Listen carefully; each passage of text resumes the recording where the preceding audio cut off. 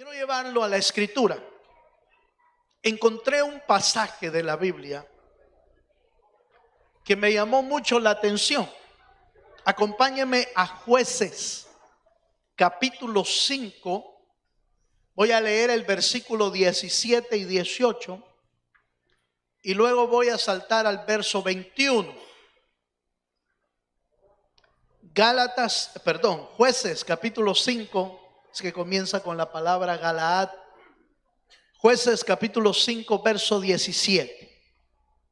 Cuando usted lo tenga, dice amén. Amén, hermano. Oiga esto.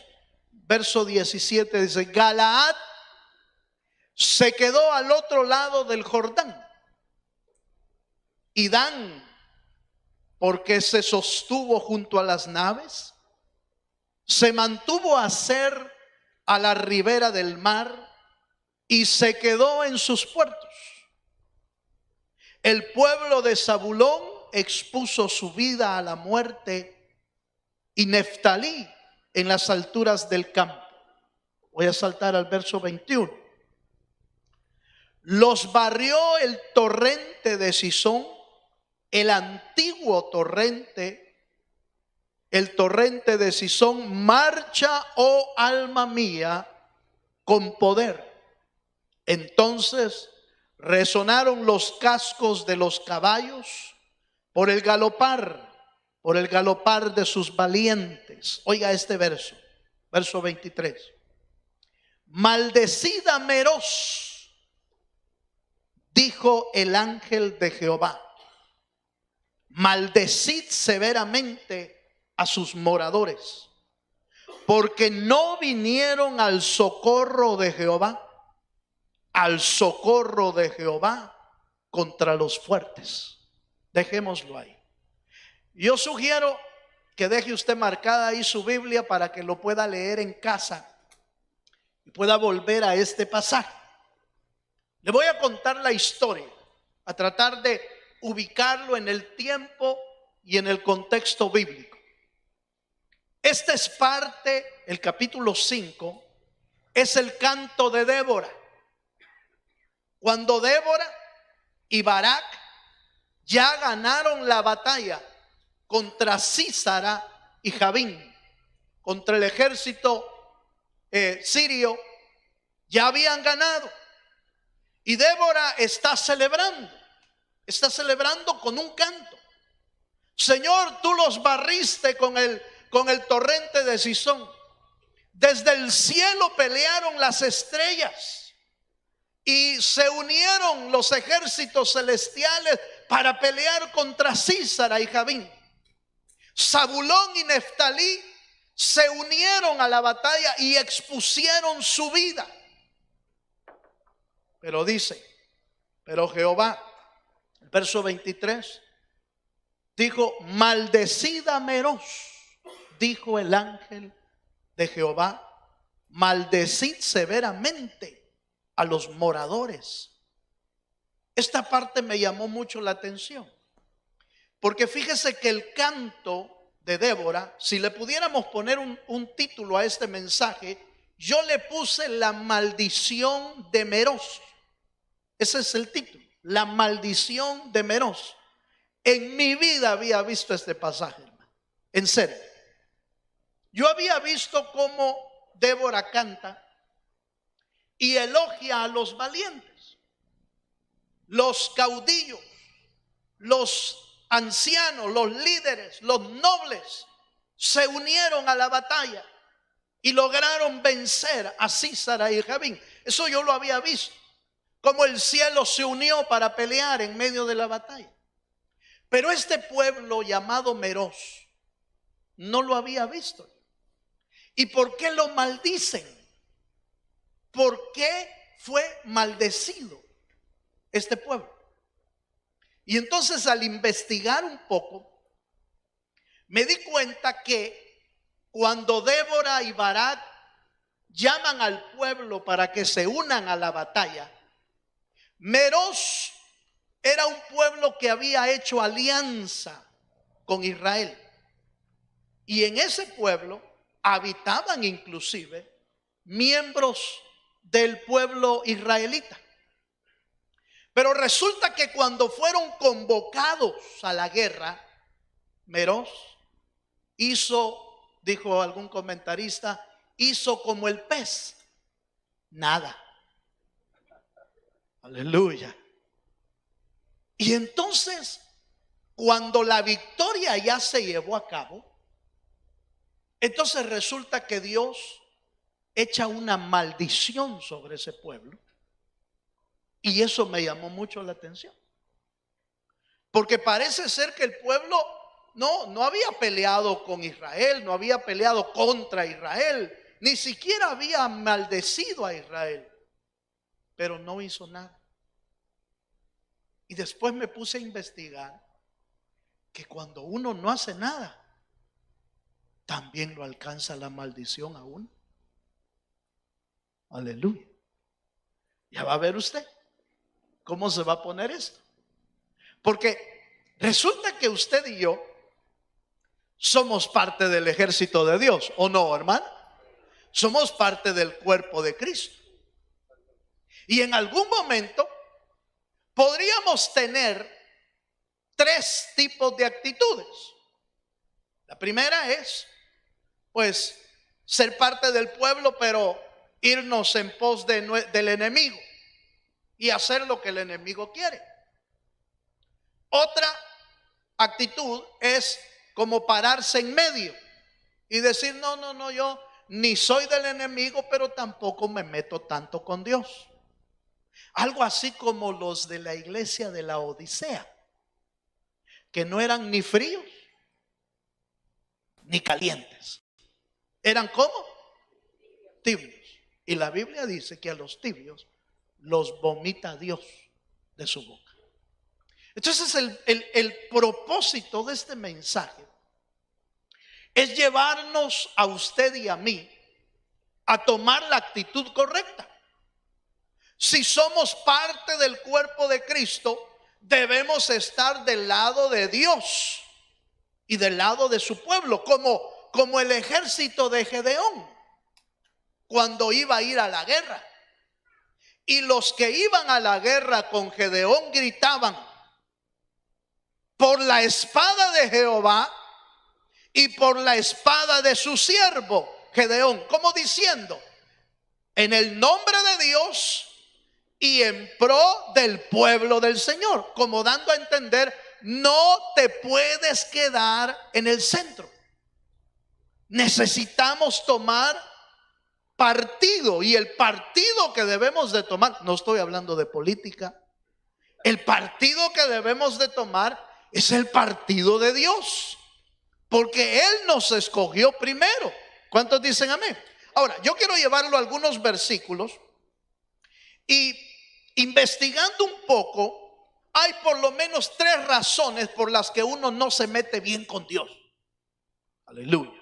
Hay por lo menos tres razones por las que uno no se mete bien con Dios, sino que se queda como en el centro. Como, aquí estoy, soy parte del pueblo, soy hijo de Dios, pero no me meto, no me comprometo. Y eso es quedarse en el centro. Fíjense. Ahora, hay por lo menos tres razones. Número uno, porque a veces uno es miedoso. Aleluya. Y el miedo no lo hace a uno comprometerse. Dice, no, hermano, es que mire, es que si me meto del todo, fíjese. Y eso fue lo que le pasó a Gedeón. Cuando Gedeón escogió el pueblo, Dios le dijo, vaya conmigo a Jueces, capítulo 7, versículo 3. Y le dijo, dile al pueblo que los que son miedosos que se regresen. Aleluya. Fíjese. Y entonces a veces el temor a involucrarnos más con Dios, el temor a que el diablo se venga contra nosotros cuando nos consagramos y buscamos más a Dios, hace que nos quedemos en el centro. Pero el centro no nos va a librar de que nos alcance la maldición. Por eso es importante entender dónde nos vamos a parar. Mire lo que dice Jueces capítulo 7, versículo 3. Es la historia de Gedeón. Y dice, haz ahora pregonar en oídos del pueblo, diciendo: quien tema y se estremezca, madrugue y devuélvase desde el monte de Galaad. Y se devolvieron de los del pueblo. ¿Cuántos, hermanos? 22,000 miedosos. Aleluya. 22,000. Fíjense que el primer ejército que reunió Gedeón fueron 32,000. Pero cuando Dios vio al pueblo, le dijo a Gedeón: dile que los miedosos, que los temerosos, los que se estremezcan, que se regresen mejor, no te van a servir en la batalla. Y entonces Gedeón, muy obediente, fue y le dijo al pueblo: dice el Señor que los que tengan miedo, los que tengan temor, se regresen.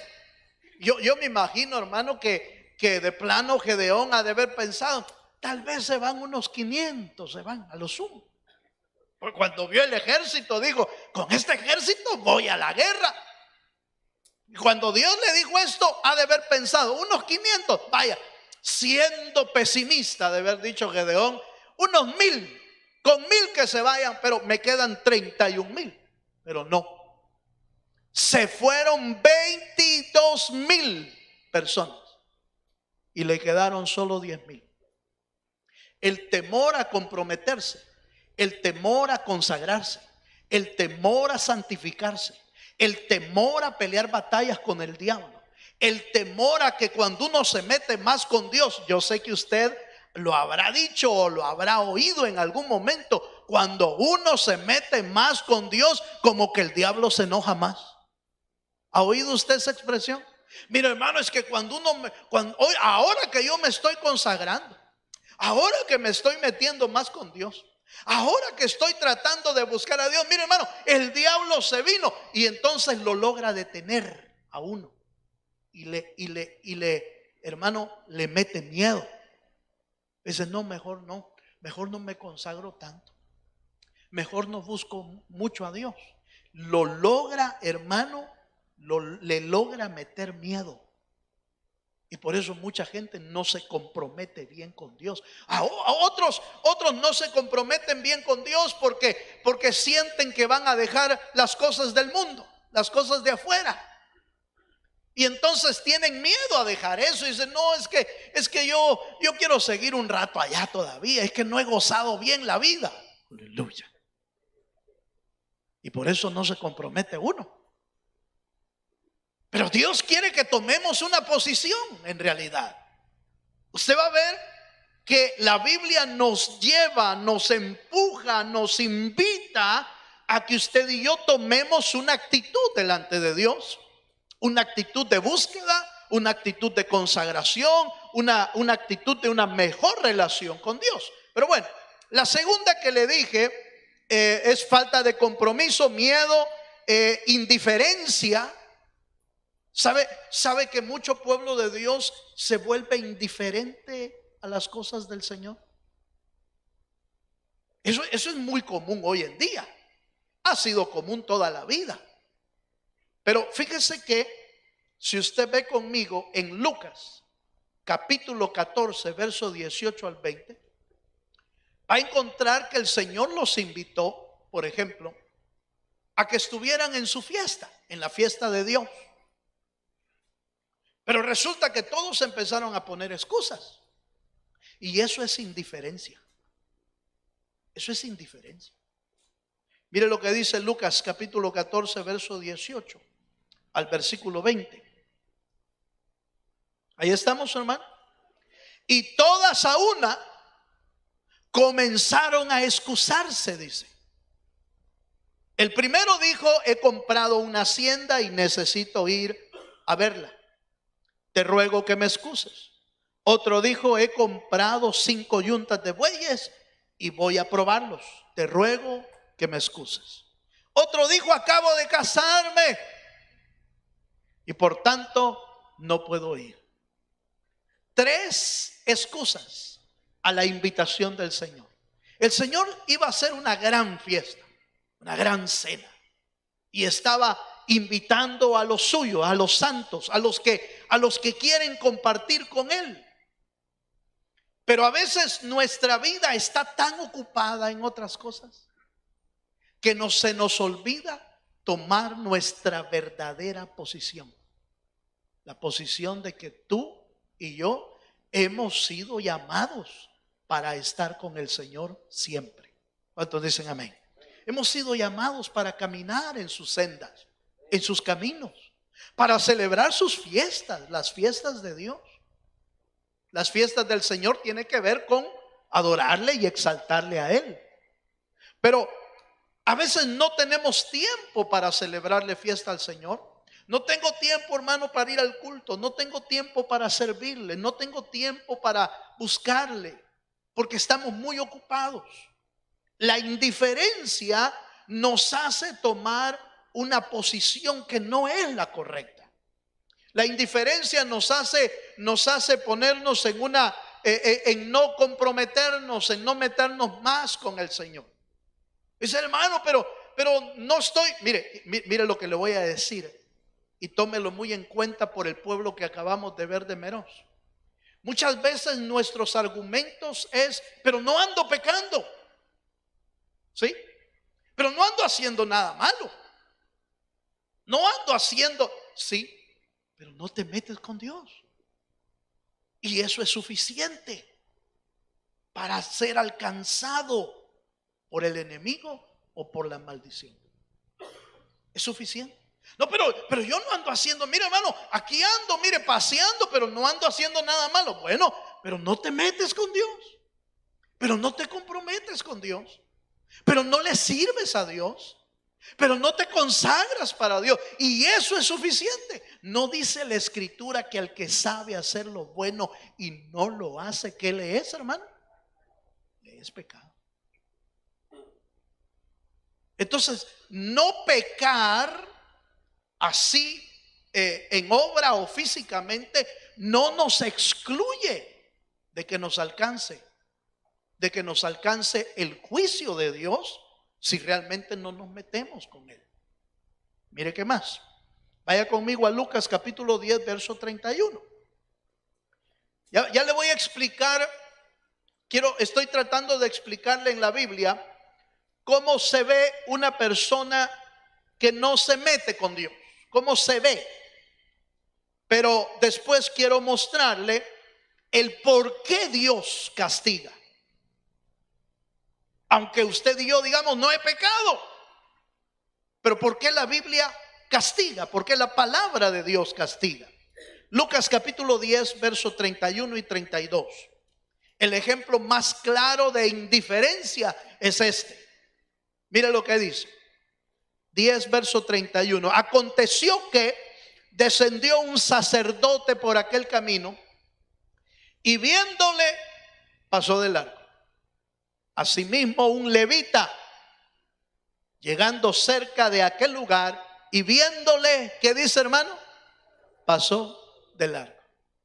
Los dos oficios más conocidos dentro del judaísmo es el oficio sacerdotal y el oficio del levita.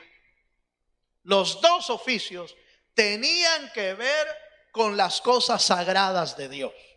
¿Eso qué implica? Bueno, se supone que estos dos personajes, tanto el sacerdote como el levita, pues deberían de ser las personas más comprometidas con Dios. ¿Cierto, hermano? Hermano, pero no estaban haciendo ningún oficio. Es parte del sacerdocio, es parte del levita hacer lo bueno, hacer el bien. Es parte del sacerdocio, es parte del ministerio, es parte del oficio de aquel que es hijo de Dios. Dice la Biblia, hermano, que no Dios preparó ya para nosotros un camino donde tenemos que caminar, unas obras que Él preparó de antemano para que caminésemos en ellas. ¿Obras cuáles? Obras buenas, no obras malas. El Señor ya preparó un camino para nosotros, para que todo creyente camine en las obras buenas de Dios.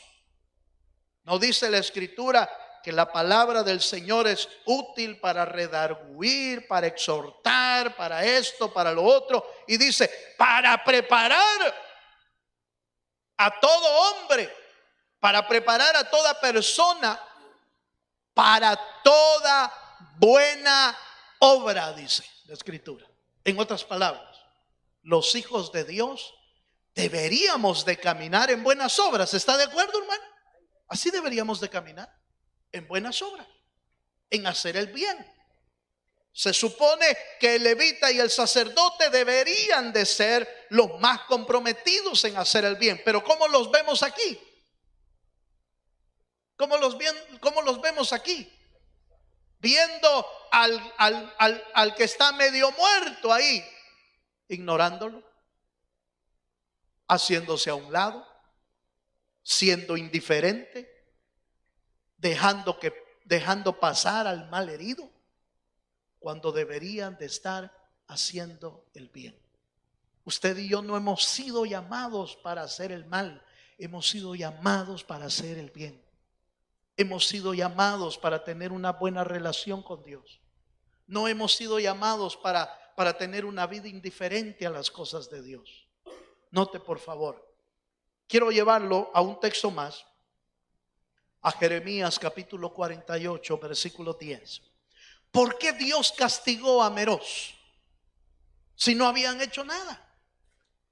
Si no habían, diríamos entre comillas, no habían pecado, no habían hecho lo malo, pero no hicieron nada. Y cuando no hacemos nada, nos puede alcanzar el juicio de Dios. Miren lo que dice Jeremías capítulo 48, versículo 10. Quiero mostrarle 3 textos por qué el Señor castiga cuando uno no ha hecho nada.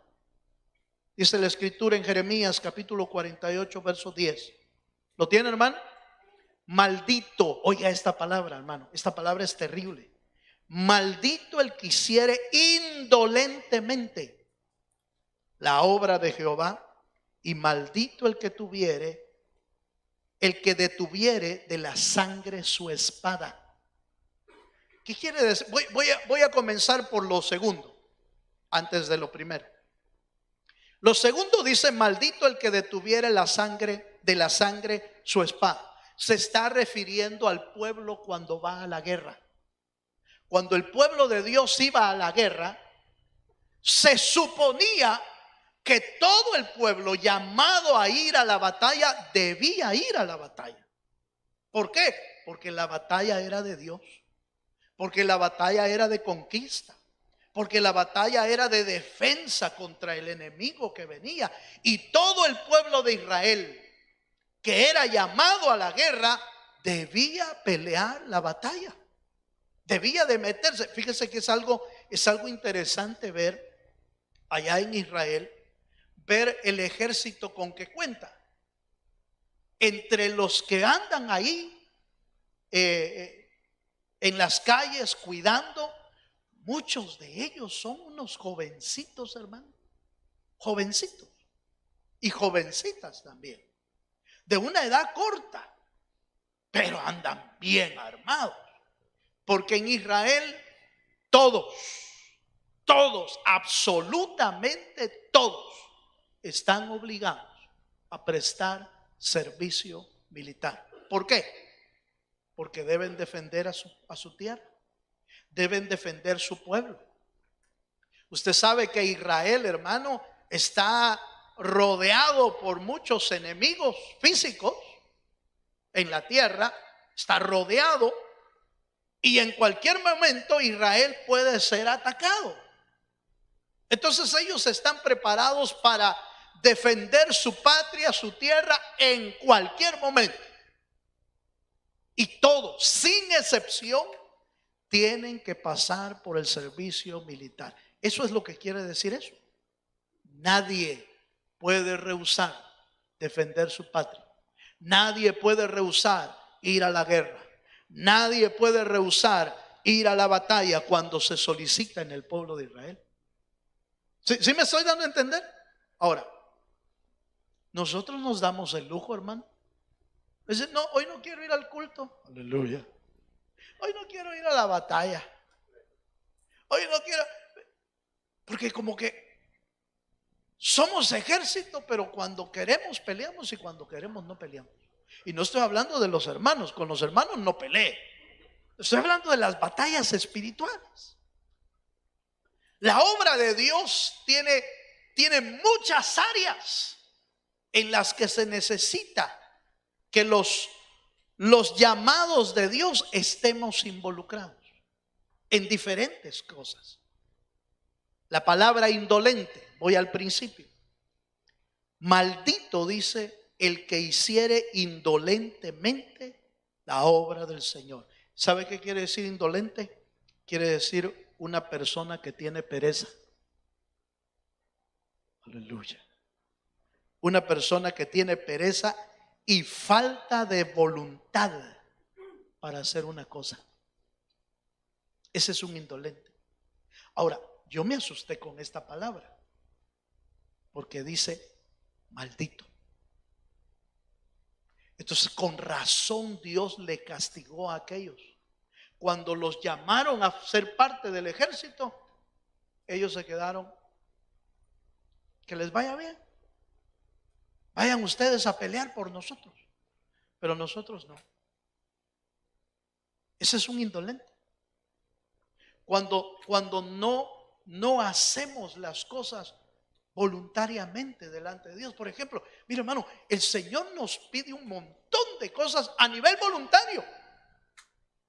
Que nos consagremos es voluntario. Que nos santifiquemos es voluntario. Que lo amemos es voluntario. Que le busquemos es voluntario. Que le escudriñemos en la palabra es voluntario. Que vigilemos es voluntario. Todo es voluntario. Pero el no hacerlo acarrea juicio. ¿Sí o no? Así es. Acarrea juicio. Ay, hermano, pero yo pensé que todo era voluntario. Sí. Entrar al reino de Dios es voluntario. Si alguno quiere venir en pos de mí, así dice la Biblia, hermano. Si alguno quiere venir en pos de mí, niéguese a sí mismo. Tome su cruz y sígame. ¿Es voluntario? Sí. ¿Verdad que es voluntario, hermano? Sí. Pero ¿qué pasa al que no lo hace? ¿Lo va a alcanzar el juicio o no? Sí. Es voluntario aceptar a Jesucristo. Oiga lo que le voy a decir. Es voluntario aceptar a Jesucristo como nuestro Salvador, ¿sí o no, hermano? ¿Verdad que es voluntario? Si alguien en los cultos, hermano, si alguien quiere recibir a Jesucristo como su Salvador y no hay, bueno, gloria a Dios, nosotros seguimos. Pero el que no recibió a Jesucristo, ¿lo va a alcanzar el juicio? Sí. Es voluntario, sí. Pero cuando no hacemos las cosas, nos alcanza el juicio. Por eso es indolente, maldito, dice. Lo alcanzó la maldición de no hacer nada. Veamos otro texto. Veamos un texto más. Dice Mateo capítulo 12, versículo 30. Ese texto es interesante. Subráyelo si puede. Subraye. Mateo capítulo 12, versículo 30. El Señor está explicando la importancia de estar con Él. Él está explicando. Y dice en este pasaje. ¿Lo tiene, hermano? Mateo 12, 30.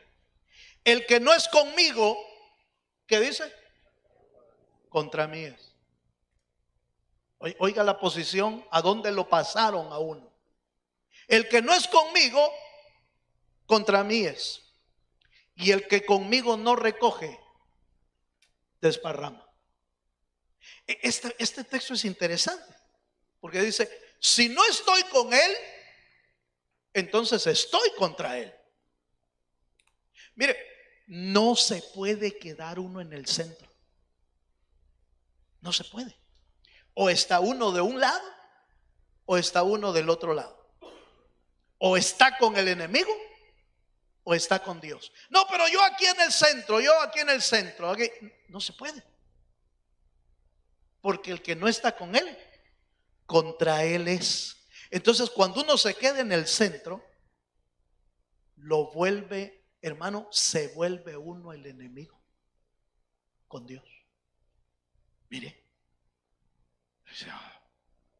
por Dios, hermano, esa es la razón por la que en Apocalipsis, si me acompaña, en el capítulo 3, verso 16, le dice a la iglesia de la Odisea, en el 3:16 de Apocalipsis, le dice: pero por cuanto eres tibio, el centro, de nuevo, pero por cuanto eres tibio y no frío ni caliente,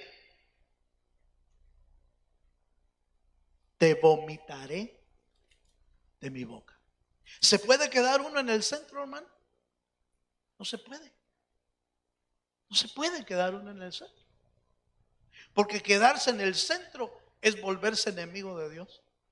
Quedarse en el centro es volverse indolente. Quedarse en el centro es volverse tibio. Y el resultado del tibio es que el Señor lo va a vomitar. Entonces no se puede quedar uno en medio. No se puede.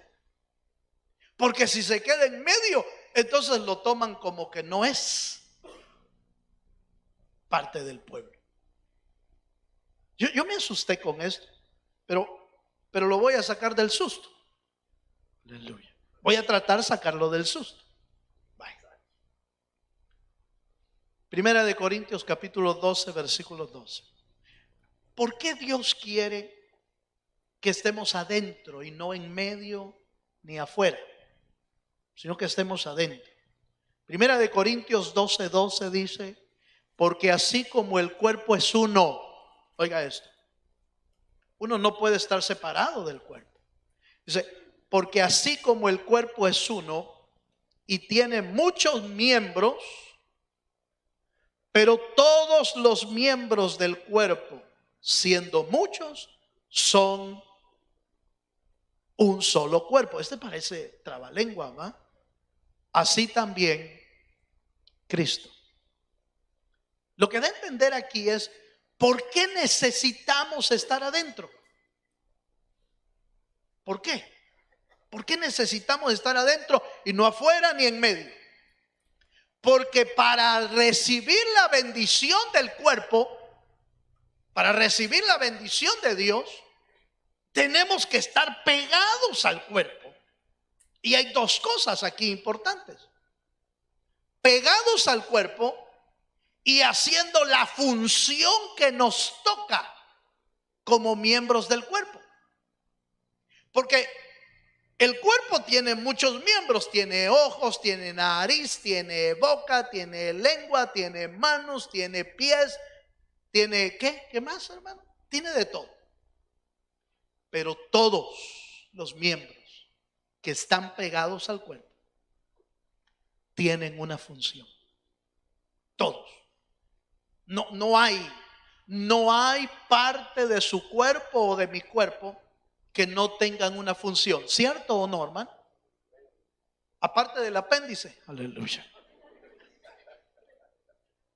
Que los médicos insisten, ¿verdad?, en que el apéndice no sirve para nada y que solo sirve para que le duela. Y no, en algún momento, a saber si en algún momento tuvo función, hermano. Lo más seguro es que en algún tiempo tuvo función. Tenía función. Porque Dios hace las cosas perfectas, ¿sí o no? La Biblia dice que vio Dios al hombre y dijo Dios: fue hecho la mañana y la tarde del día sexto, y vio Dios que todo lo que había hecho era ¿qué?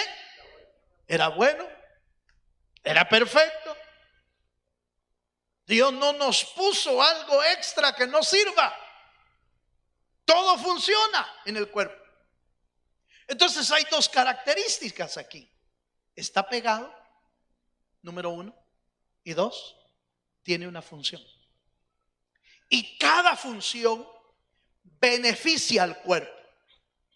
La función que hacen las manos nos beneficia. La función que hacen los pies nos beneficia. La función que hacen los ojos nos beneficia. La función que hace la nariz nos beneficia. Hermano, si no tuviera nariz, ¿cómo respiraríamos? La boca tiene una función, habla, la lengua nos ayuda a hablar, pero además, hermano, tenemos una función maravillosa para comer. ¿Quién no se deleita y se alegra cuando va a comer? Solo cuando no, de plano, cuando se le va el apetito. Cuando no quiere comer, de plano no, ¿verdad? Pero ¿quién no se deleita comiendo? Porque tiene una función. Todo nuestro ser tiene una función. Por favor, hermano, por favor, lo natural nos enseña las verdades espirituales. No podemos ser parte del cuerpo y no hacer nada. No podemos ser parte del cuerpo y decir, no, yo me quedo en el centro. Soy neutral. No hago nada. No se puede. Alguna función necesitamos hacer dentro de la batalla, dentro de la obra de Dios, dentro de todo el marco espiritual que Dios nos ha puesto. Somos parte del cuerpo de Jesucristo. ¿Cuántos dicen amén? Y aún más, el cuerpo de Cristo, ni siquiera el cuerpo de otra persona. Usted es parte del cuerpo de Cristo. La pregunta es, ¿estamos haciendo una función que beneficia al cuerpo? Necesitamos hacer una función que beneficia. No nos podemos parar y no hacer nada. Necesitamos tomar una función. Número 2. Vea otro versículo conmigo. Aquí en 2 de Timoteo, acompáñame. El apóstol Pablo mira a los miembros del cuerpo, los mira como soldados. Voy a usar la figura de soldado porque es la que venimos viendo con el pueblo de Meroz. El pueblo de Meroz rehusó ser soldado, rehusó ir a la batalla. Pablo nos mira a nosotros como soldados y dice la escritura en 2 de Timoteo capítulo 2 versículo 3. 2 de Timoteo 2:3 dice: tú pues sufre penalidades. ¿Como qué, hermano? Como buen soldado de Jesucristo. Y hace la comparación todavía el apóstol Pablo de cómo se conduce un soldado de Dios que busca hacer las cosas para agradar a su Señor. No se enreda en las cosas de la vida, sino que se despoja de todo para servir a sus mayores, hablando espiritualmente, pero lo pone como un soldado. Creo que en algunas ocasiones le he dicho yo, hermano, mire, esté preparado o no esté preparado, usted va a entrar en batalla, tarde o temprano. El enemigo lo va a alcanzar porque el diablo quiere matar, robar y destruir. Eso es lo que el diablo quiere. Entonces, en algún momento, usted y yo vamos a tener que tomar la función de un soldado.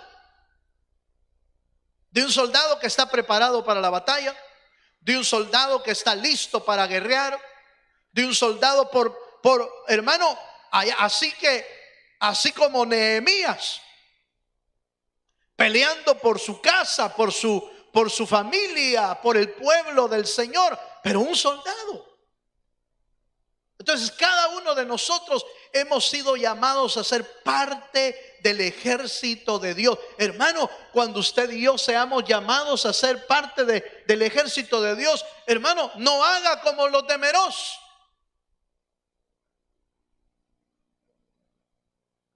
Porque Débora cantó de sus nobles que habían ganado la victoria, pero en el mismo canto que Débora exaltaba a los nobles, también maldijeron a los que no hacían nada. También los maldijeron en el mismo canto. En el mismo canto maldijeron a los, dice, y dice la escritura, a los moradores de Meroz. Y dice que la maldición fue severa. Los alcanzó el juicio. Porque no es suficiente. Voy a tratar de explicarle esta parte de esta manera. No basta ser un miembro nominal. No basta ser un simpatizante. No basta ser un miembro entre comillas, si no está dentro del cuerpo de Cristo. Hay una función que realizar. Marcos capítulo 8, verso 35. Voy a ir cerrando. Marcos 8:35 nos vuelve a presentar que no podemos estar en medio de esta manera. Lo explica de esta manera. Marcos 8:35. Porque todo el que quiera salvar su vida, ¿qué dice, hermano? La perderá. Y todo el que pierda su vida, ¿por causa de quién? Y del evangelio, la salvará. La expresión el que pierda su vida es sinónimo, hermano, de aquel que entregó su vida a Dios y al evangelio de Jesucristo. Eso es sinónimo. La expresión el que pierde su vida no está hablando necesariamente o literalmente de aquellos que mueren como testigos o como mártires en el evangelio de Jesucristo. Por supuesto que están incluidos los misioneros que dieron su vida en ir a otras naciones y murieron. Por supuesto que están incluidos todos aquellos que han sido encarcelados, torturados, queriendo que nieguen su fe en el evangelio. Están incluidos en esa parte. Pero usted y yo no estamos en una nación así. Nadie nos ha encarcelado por predicar el evangelio. Nadie nos ha apedreado por hablar de Jesús. Nadie nos está persiguiendo porque hablamos de Jesucristo. Esta manera de perder la vida significa entregando nuestra vida a Jesucristo y a su evangelio. ¿Qué habla de eso? Habla de gente comprometida. Habla de gente que está entregando su vida. Habla de gente que le dice al Señor: Señor, heme aquí, envíame a mí, si en algo puedo servirte. ¿Se acuerda usted de Pablo cuando iba persiguiendo a los creyentes y se encontró con el Cristo de la gloria? Lo botaron a la tierra y Pablo dijo, el Señor le dijo: Pablo, ¿por qué me persigues? Saulo le dijo, porque no le habían cambiado el nombre. Saulo, ¿por qué me persigues? Dura cosa te es dar golpes contra el aguijón. Dura cosa es. Pablo, como que Saulo reaccionó y dijo: Señor, ¿quién eres? Soy Jesús a quien estás persiguiendo. Su primer pregunta fue de un hombre que quería estar comprometido. Y le dijo: Señor, ¿qué quieres que yo haga? ¿Sí? Es una persona comprometida. No es una persona que se para en el centro. Es el Señor, gracias por tu salvación, pero no voy a hacer absolutamente nada en la vida. No es ese. Señor, gracias porque moriste por mí en la cruz del Calvario, pero ahí me avisas cuando vengas. No es ese. Señor, gracias porque diste tu vida en la cruz del Calvario, pero yo bien aquí pasándola, Señor. Ahí me avisas. No. De la gente que Dios está interesada es de la gente que está dispuesta a perder su vida por causa de Él y por su evangelio. Por gente comprometida. Zabulón y Neftalí, decía el verso que leímos allá en el capítulo 20 y algo de Jueces 5:18. Zabulón expuso su vida hasta la muerte, dice. Zabulón, de la tribu de Zabulón. Y Neftalí en las alturas del campo, como diciendo, Zabulón estuvo dispuesto a morir por las causas del Señor.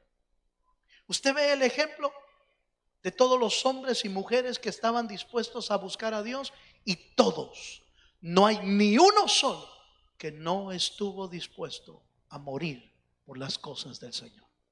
Usted ve un Zabulón y Neftalí, un Pablo y Bernabé, un Priscila y Aquila, un David, un Moisés, un Gedeón. Todos estuvieron dispuestos.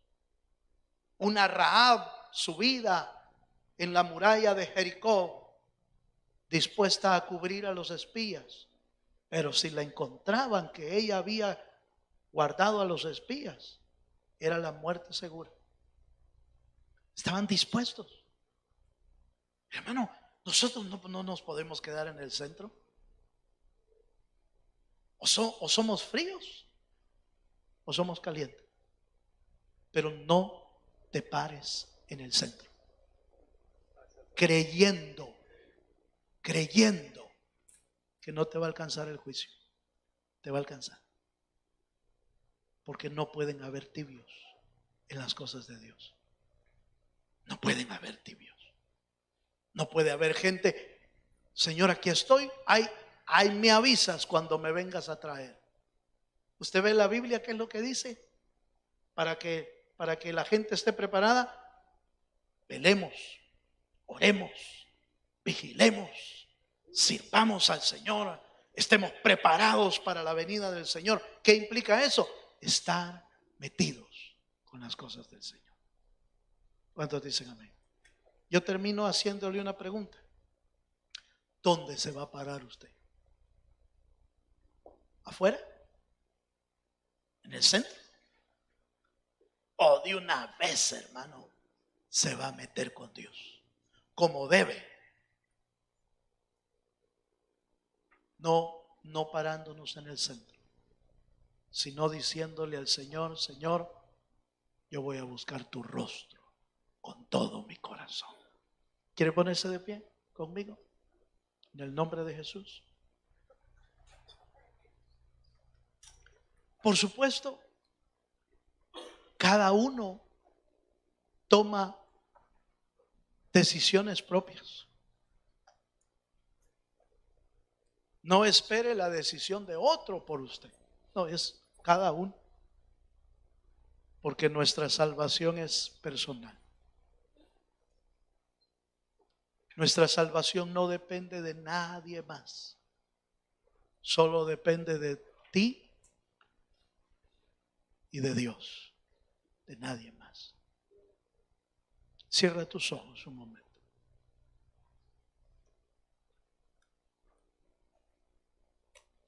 Y así cerrados nuestros ojos, ¿se animaría a decirle al Señor, Señor, yo quiero ser de los que te buscan, de los que buscan tu rostro, de los que buscan tu presencia? Si usted quiere venirse aquí adelante conmigo, hoy podamos decirle al Señor con todo nuestro corazón: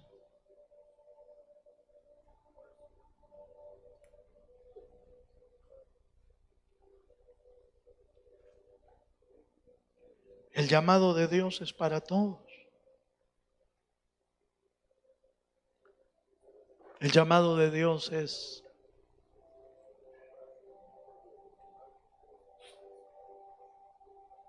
si alguno quiere ser mi discípulo,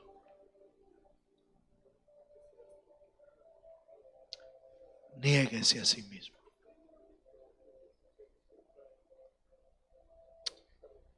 Tome su cruz y sígame.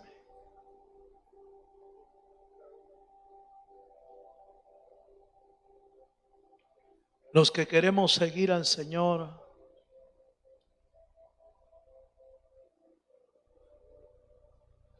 el tiempo se acorta cada día más.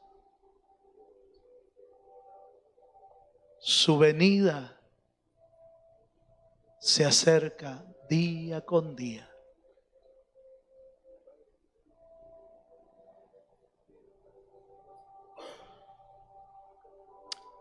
Que Dios nos encuentre consagrados cuando Él venga.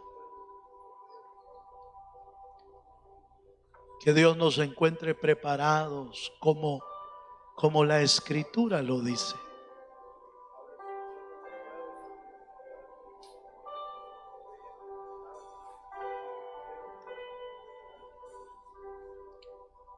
Que Dios nos encuentre con una relación más íntima con Él.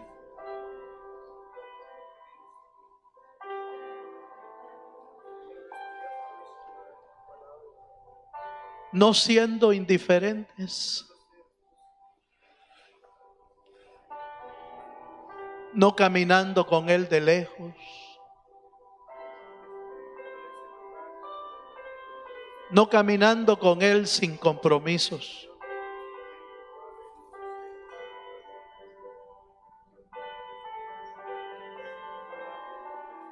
no caminando con Él con temores,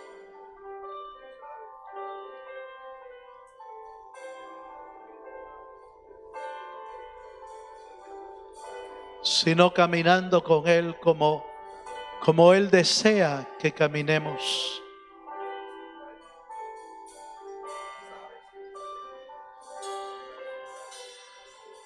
Que en todo momento Él pueda contar con nosotros.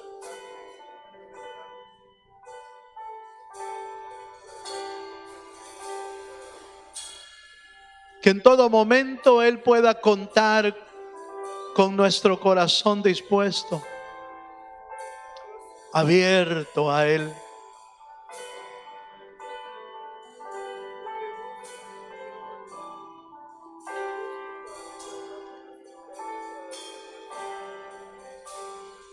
Oh, en el nombre de Jesús.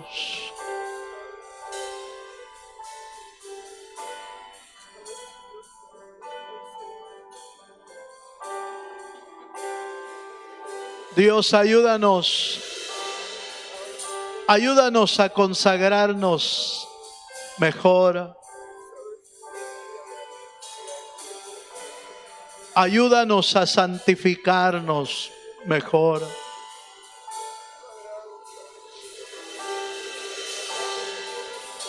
Ayúdanos a buscar tu rostro